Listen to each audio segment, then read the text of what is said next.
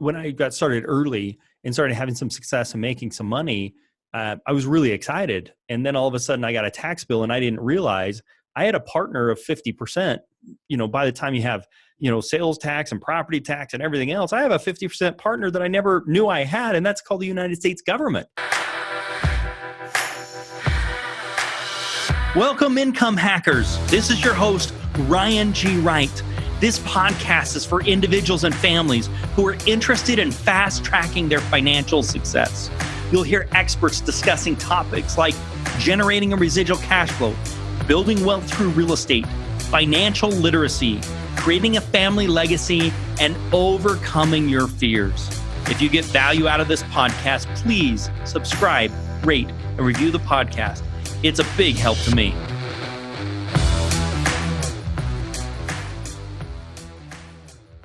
All right, income hackers, I've got a very special guest. Super excited to have MC with us. Our guest is the creator and host of a popular top-rated business podcast called CashFlow Ninja. He also has CashFlow Investing Secrets. This guy is a real estate investor, invests in other businesses and opportunities. He's the president of Producers Wealth, a wealth creation firm with clients in 50 states with holistic wealth strategies. He believes everybody should be their own bank and invest in cash flow today to achieve freedom, time, money, relationship, and purpose in life. Please give a warm welcome to MC. Thanks for being here, man. Thank you so much for having me. Looking forward to this. Absolutely. So let's just jump right into this. Business multiplying capital. Talk to me about this. What does this all mean? Yeah. So when I'm one of those guys that when I looked at wealth creation and income hacking, I studied what the top folks are doing. Folks that have generated a lot of wealth, folks that have been very successful investors, business owners, and so forth. Tony Robbins talks about that there's a blueprint out there, right? Success leaves clues. Yeah. So instead of reinventing the wheel, let's just see the paths that folks have taken before us that have been very successful. So I did the same thing playing sports. Look at what the best players are doing, model their behaviors, right? On the field, off the field, and so forth.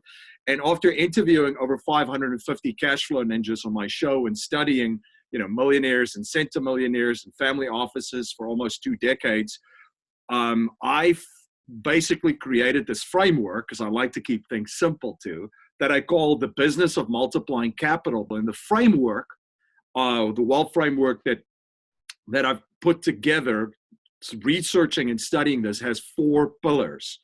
So this framework is called the business of multiplying capital. And the 4 pillars is, the first part is cash creation. Everybody has to start somewhere, and guess what? You have to start making money somehow, right? We have to make money. That's the first step, right? We have to make money, baby. Generate the income.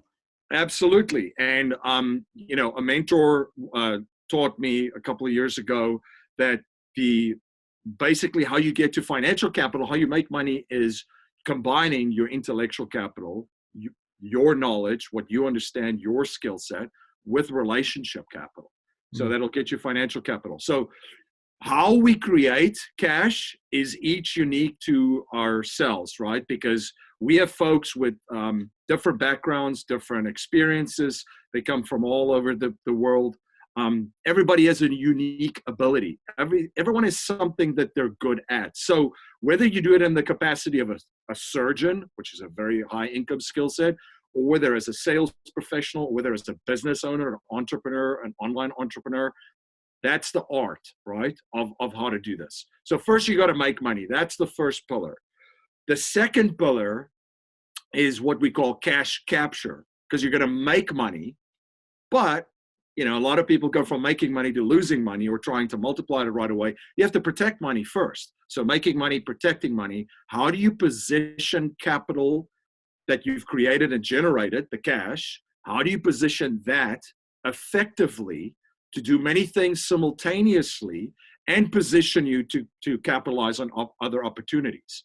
So let me touch on the first part. How do I position capital effectively to make it do many different things simultaneously? Ties into a strategy of collateralization, which is one of my favorite topics to talk about. How can I take one thing or asset to do many different things?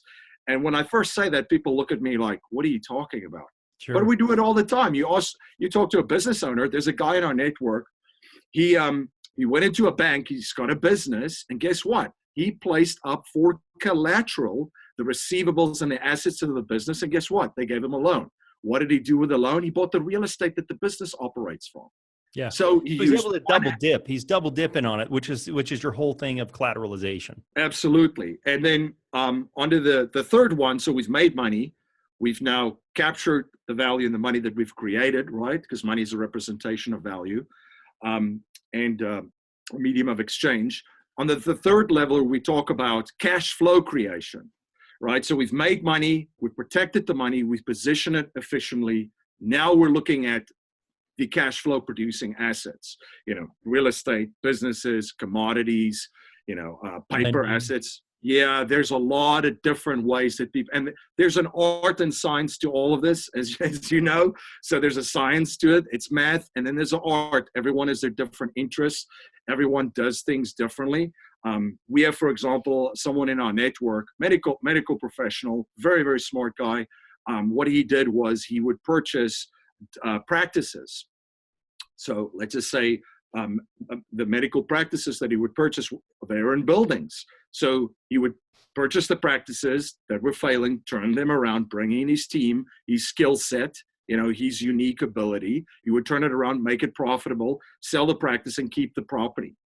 Yeah, I love it. So cash flow creation. And then number 4, and this is by no means it should be at the bottom of the list at number 4. I usually put the 3 at the top, and the 4th one I put at the bottom because this one is very, very important. It's called cash control.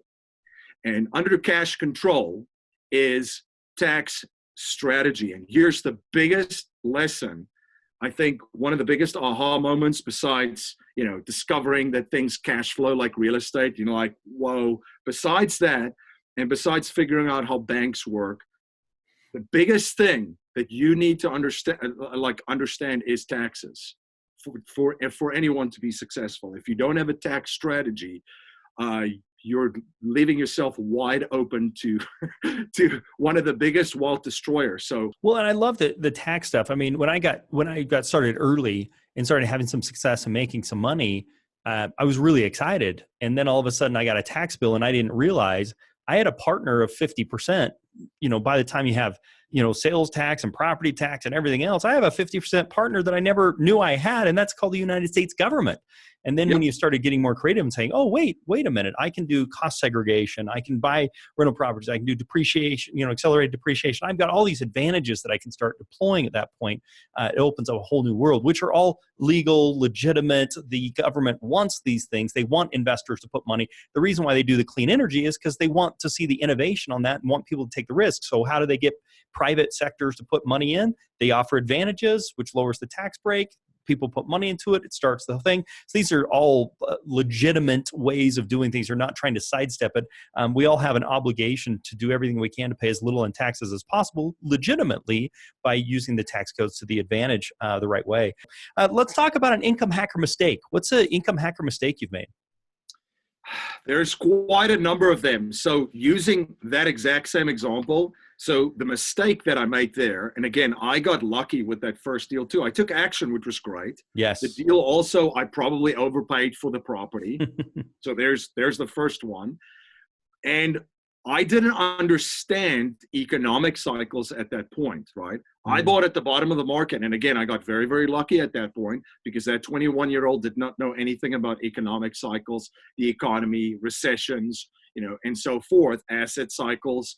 So it worked out well. But I think the other thing that I did too was because I was so young, and I learned about delegation kind of stuff too. I think that initially I needed to learn a little bit more about property management because in the end I got burned really badly, for a couple of months on that same property by the tenants. Because here's what's going to happen in real estate, folks.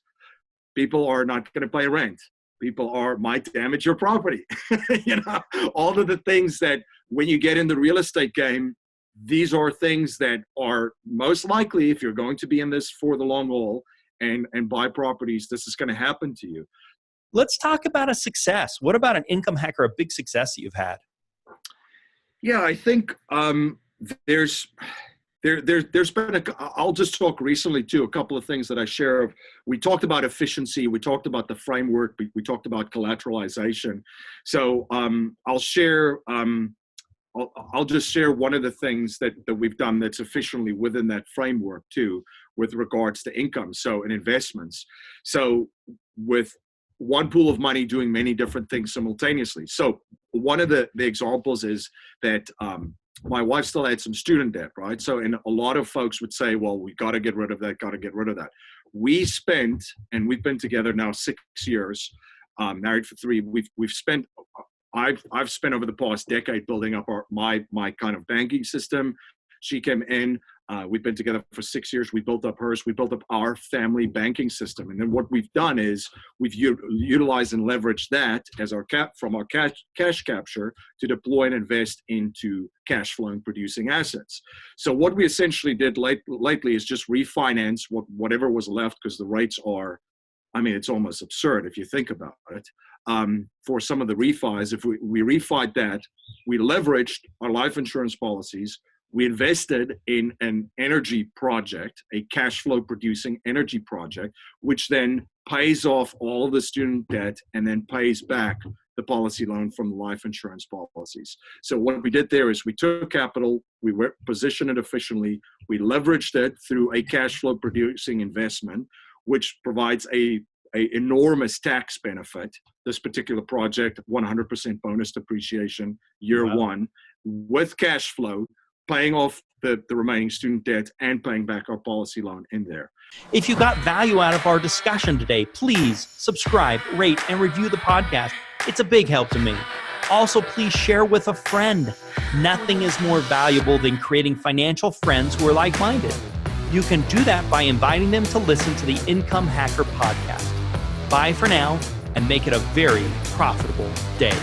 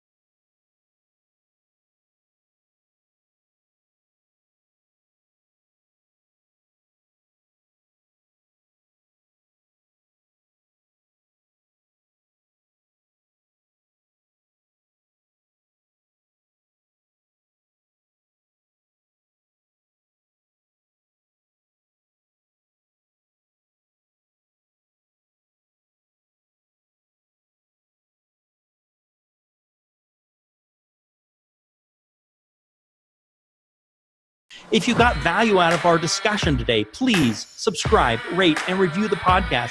It's a big help to me. Also, please share with a friend. Nothing is more valuable than creating financial friends who are like-minded. You can do that by inviting them to listen to the Income Hacker podcast. Bye for now, and make it a very profitable day.